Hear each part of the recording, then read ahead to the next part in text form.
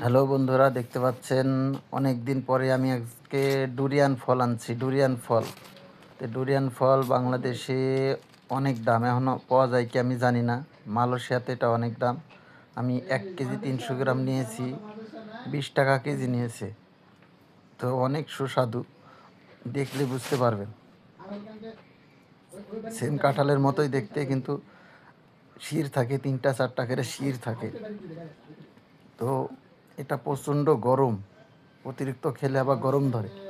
তো মালয়েশিয়ার এই ফলটা খুব সুস্বাদু, নাম সবাই ডুরিয়ান বলে। বাংলাদেশে এখন কি বলে জানি না, এখন একই নাম হয়তো হতে পারে। এই যে দেখেন, ফলটা অনেক সুন্দর বা খেতেও মজা।